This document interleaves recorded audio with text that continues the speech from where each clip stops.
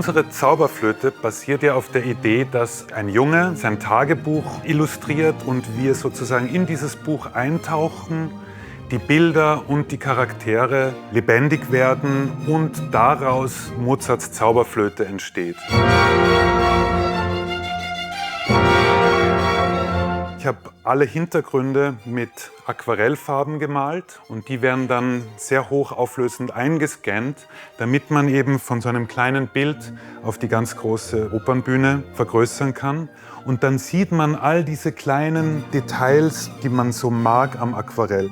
Das hat etwas sehr, sehr Natürliches, Lebendiges, Poetisches. Bei so einem Prozess entstehen echt viele Zeichnungen von Christoph. Wenn man da so schaut, es gibt unendlich viele Bausteine und dann baut man sich so Szene für Szene von einer Skizze zur nächsten, zu den ersten Landschaftsentwürfen was zusammen. Wir verwenden ja sehr stark einen Effekt, dass sich die Bilder alle aufbauen, so als würden sie wirklich gerade eben gezeichnet werden.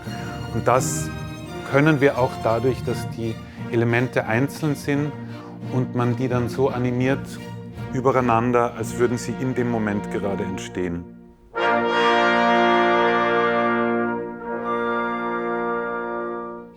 Das sind die 3 Damen, die habe ich alle gezeichnet in Zusammenarbeit und nach den Entwürfen der Kostümbildnerin Jorine. Und die hat dann Roman und sein Team genommen, wieder auseinandergenommen und in Bewegung gesetzt. Hierfür haben wir uns dann dazu entschieden, dass wir einen Motion Capture Suit, das ist quasi ein Anzug, den man trägt, mit Sensoren drauf. Quasi werden über den Anzug die Körperbewegungen auf den Rechner übertragen. Und diese dreidimensionalen Bewegungen haben wir dann wieder hergenommen und mit einer anderen Software dann auf unsere 2D-Charaktere übertragen.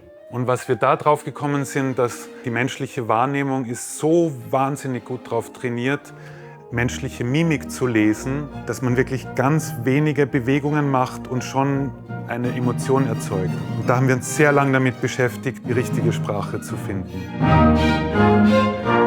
Also gerade bei der Ouvertüre ging es uns darum, dass wir auf dem Takt funktionieren mit den Videos. Zum Beispiel hier wird gerade der Charakter gezeichnet und wenn er dann zum Ende kommt, weiß die Inspizienz, jetzt kommt der Auftrag, jetzt gebe ich den Cue und das nächste Video startet dann. Und hier in der Software haben wir das quasi getestet und vorprogrammiert, damit wir dann wissen, wie es im Finalen in der Show nachher aussehen wird.